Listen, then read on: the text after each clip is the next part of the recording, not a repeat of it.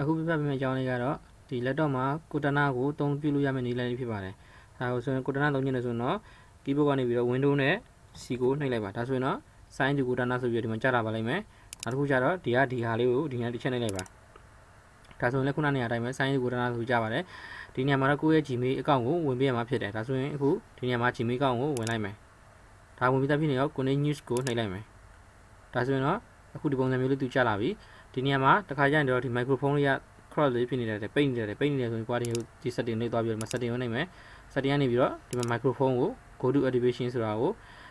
ဒီ point activation လေးနှိပ်လိုက်ပြီးဆိုရင်တော့ဒီ microphone နဲ့အသုံးပြုလို့ရသွားမှာဖြစ်တယ်ဒါဆိုတော့ဒါလေးကိုခဏပြန်ပိတ်လိုက်မယ်ဒီမှာ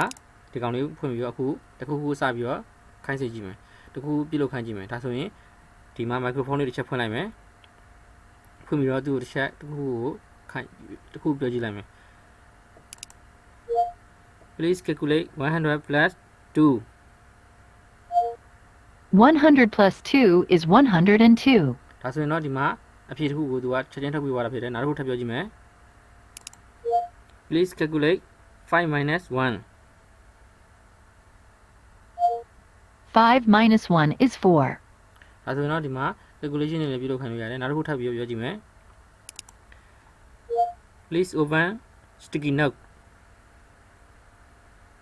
Okay.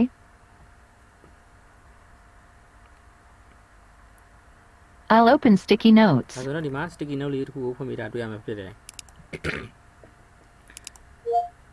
Please open Google Drive. Okay.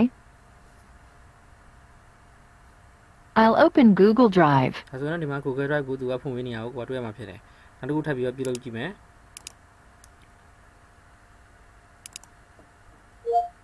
Please open Google Chrome. All right. I'll open Google Chrome. ဒါဆိုရင်တော့ဒီမှာ Google Chrome လေးဖွင့်လာပြီဖြစ်တယ်နောက်တစ်ခုထပ်ခိုင်းကြည့်မယ် Please open Microsoft Word. All right. Sorry, I couldn't find Microsoft Watch for you.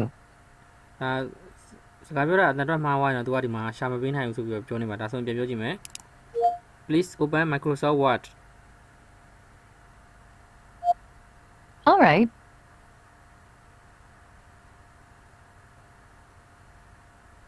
I'll open Word. ဒါဆိုရင်တော့ဒီမှာ Microsoft Word လေးပွင့်လာပြီဖြစ်တယ်ဒါဆိုနောက်တစ်ခုထပ်ပြောကြည့်မယ် Please open Microsoft Excel. All right. I'll open Excel. ဒါဆိုရင်တော့သူက Excel ကိုဒီမှာဖွင့်ပေးနေပြီဖြစ်တယ်ဒါဆိုတော့အခုသူ့ကိုပိတ်ခိုင်းကြည့်လိုက်မယ် Please close Microsoft Excel. Sorry, I can't close applications here. ဒီဟာလေးကတော့သူကတော့ဒီ application တွေကိုပိတ်မပေးနိုင်ဘူးဖွင့်ဆိုရင်တော့ကိုကပြောလိုက်တဲ့အတိုင်းဖွင့်ပေးပြီးတော့ calculation တွေပြုလုပ်ပြီးမှတွေ့ရမှာဖြစ်တယ်ဒါဆိုရင်တော့ Cortana ကိုအသုံးပြုပြီးတော့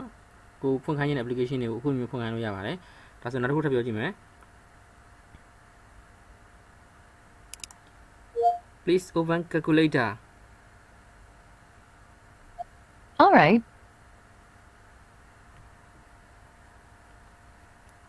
ဒါဆိုရင်တော့ဒီမှာ calculator ကိုဖွင့်ပြီး I'll open calculator. ဒါဆိုရင်တော့အခုလိုမျိုးလေးဒီဟာ click လေးကိုနှိပ်ပြီးတော့ဒီ Cortana ကိုခိုင်းနေတဲ့ဒီကိုဖွင့်ခိုင်းနေတဲ့ application လေးတွေကိုဖွင့်ခိုင်းလို့ရမှာဖြစ်တယ် calculation တွေကိုပြုလုပ်ခိုင်းလို့ရမှာဖြစ်ပါတယ်အခုပြောခဲ့တဲ့အကြောင်းအရာတွေကတော့ဒီ laptop တွေမှာ Cortana ကိုအသုံးပြုပြီးတော့